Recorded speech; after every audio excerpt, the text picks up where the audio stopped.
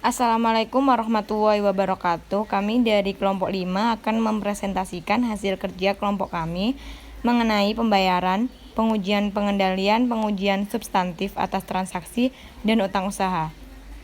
Baiklah, saya Aisyah akan memaparkan materi yang pertama, yaitu transaksi yang dimasukkan dalam siklus. Yang pertama yaitu akuisisi barang dan jasa. Yang kedua, pengeluaran kas. Dan yang ketiga, retur dan pengurangan pembelian serta diskon yang diberikan kepada pembeli. Akun-akun dalam siklus akuisisi dan pembayaran.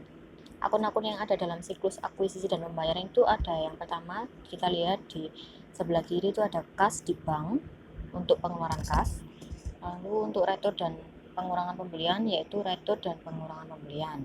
Setelah itu diskon pembelian.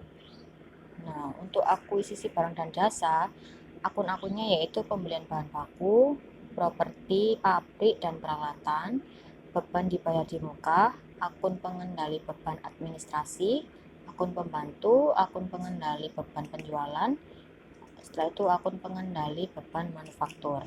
Nah, untuk akun pengendali beban manufaktur, akun pengendali beban penjualan, dan akun pengendali beban administrasi itu terdapat akun-akun pembantu yang seperti di layar.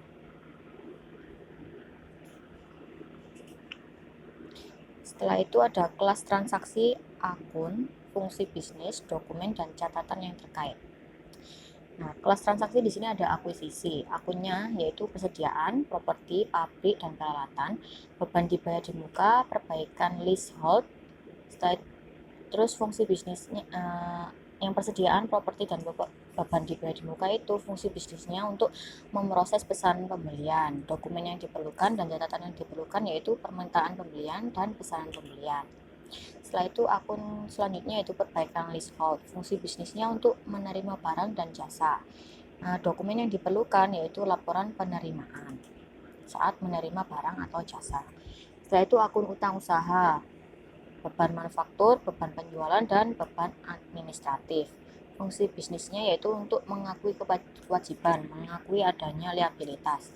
Dokumen yang diperlukan yaitu faktur vendor, memo debit, voucher, file transaksi akuisisi, jurnal akuisisi atau listing, file induk, utang usaha, neraca saldo utang usaha, serta laporan vendor. Sedangkan untuk kelas transaksi yang pengeluaran kas, akun yang diperlukan yaitu kas di bank dari pengeluaran kas, lalu utang usaha dan diskon pembelian. Fungsi bisnisnya untuk memproses dan mencatat pengeluaran pada kas. Dokumen yang diperlukan itu cek atau pembayaran elektronik, file transaksi pengeluaran kas, jurnal pengeluaran kas atau listing. Metodologi untuk merancang pengujian, pengendalian, dan pengujian substantif atas transaksi untuk siklus akuisisi. Metodenya yang pertama, kita harus memahami pengendalian internal, akuisisi, dan pengeluaran kas. Lalu yang kedua, menilai resiko pengendalian yang direncanakan akuisisi dan pengeluaran kas. Lalu ada menentukan luas pengujian, pengendalian. Lalu selanjutnya itu setelah kita yang ketiga, itu yang keempat, merancang pengujian pengendalian dan pengujian substantif atas transaksi untuk akuisisi dan pengeluaran kas guna memenuhi tujuan audit yang berkaitan dengan transaksi.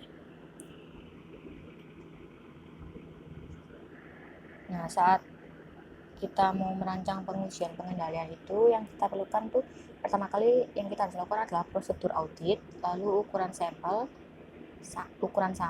item yang dipilih, serta penetapan waktu. Nah, dalam merancang pengujian pengendalian dan pengujian substantif atas transaksi untuk akuisisi, yang pertama yaitu akuisisi yang dicatat adalah untuk barang dan jasa yang diterima. Yang kedua, konsisten dengan kepentingan utama dari klien atau keterjadian. Akuisisi yang ada telah dicatat, jadi lengkap, terdapat dokumen yang dibutuhkan. Lalu akuisisi telah dicatat secara akurat, artinya kita memiliki keakuratan dalam mencatat akuisisi.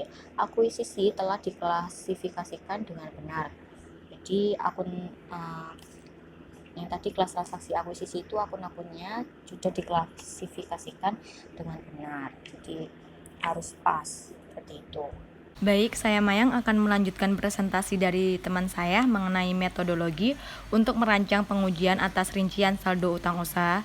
Di sini dibagi beberapa tahap. Tahap pertama ada 3. Tahap pertama mengidentifikasi resiko bisnis yang mempengaruhi utang usaha. Tahap pertama yang kedua menetapkan salah saji yang dapat ditoleransi dan menilai resiko inheren untuk utang usaha. Tahap pertama yang ketiga menilai resiko pengendalian untuk siklus akuisisi dan pembayaran. Tahap kedua, merancang dan melaksanakan pengujian pengendalian dan pengujian substantif atas transaksi untuk siklus akuisisi dan pembayaran. Tahap 3 juga ada 2 tahap. Tahap 3 yang pertama, merancang dan melaksanakan prosedur analisis untuk utang usaha.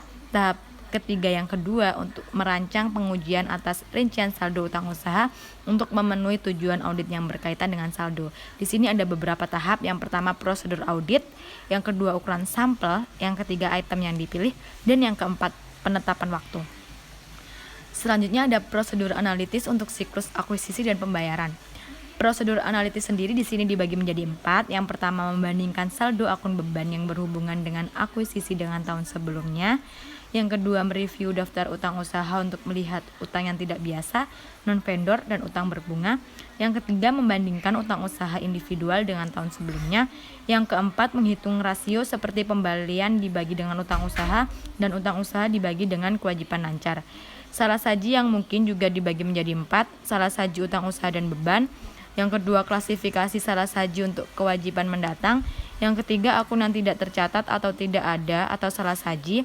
Dan yang terakhir, akun yang tidak tercatat atau tidak ada atau salah saji.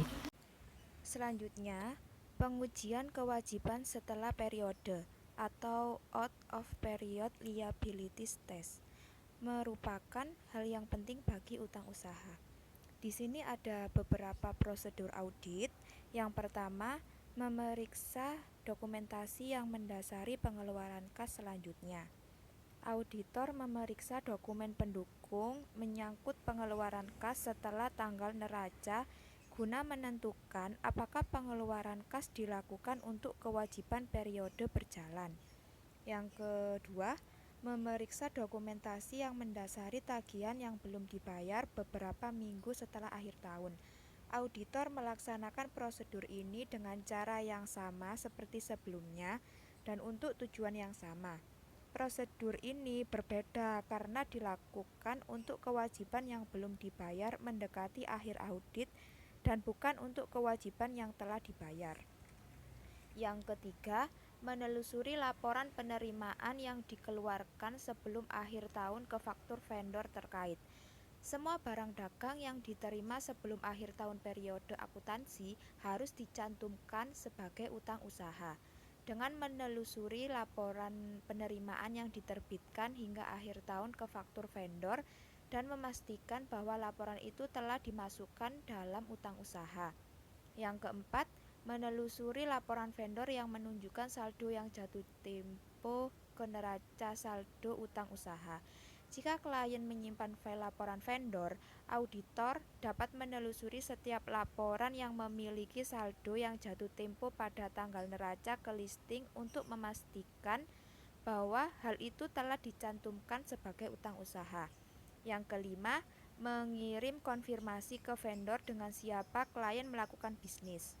Walaupun penggunaan konfirmasi untuk utang usaha kurang begitu umum ketimbang untuk piutang usaha, auditor kadang-kadang menggunakannya untuk menguji vendor yang dihapus dari daftar utang usaha, transaksi yang dihilangkan, dan saldo utang dan saldo akun yang salah saji. Selanjutnya ada reliabilitas bukti, perbedaan antara faktur vendor dan laporan vendor, dan perbedaan antara laporan vendor dan konfirmasi. Nah, perbedaan antara faktur vendor dengan laporan vendor itu, faktur vendor adalah data mengenai pembelian barang meliputi jumlah unit yang dibeli, harga barang, ongkos angkut, atau data lain-lain. Sedangkan laporan vendor yaitu laporan data atau informasi mengenai saldo akhir utang yang dimiliki perusahaan. Yang kedua, perbedaan antara laporan vendor dengan konfirmasi. Perbedaan utama antara laporan vendor dan konfirmasi utang dagang adalah sumber informasinya. Laporan vendor dibuat oleh vendor atau pihak ketiga, tetapi ada di tangan klien pada saat diperiksa auditor. Klien memiliki kesempatan untuk menggantikan laporan vendor atau menahan laporan vendor tertentu agar tidak ditemukan auditor. Sedangkan konfirmasi adalah informasi yang diberikan oleh pihak ketiga langsung dikirim ke KAP-nya. Selanjutnya ada ukuran sampel. Ukuran sampel untuk pengujian utang usaha sangat bervariasi, bergantung pada faktor-faktor seperti materialitas utang usaha, jumlah utang yang beredar, penilaian resiko pengendalian, dan hasil tahun sebelumnya. Jika pengendalian internal klien lemah yang bukan merupakan hal yang umum untuk utang usaha, hampir semua item populasi harus diverifikasi. Pada situasi lainnya, pengujian yang minimal mungkin sudah mencukupi. Sekian presentasi dari kami. Wassalamualaikum warahmatullahi wabarakatuh.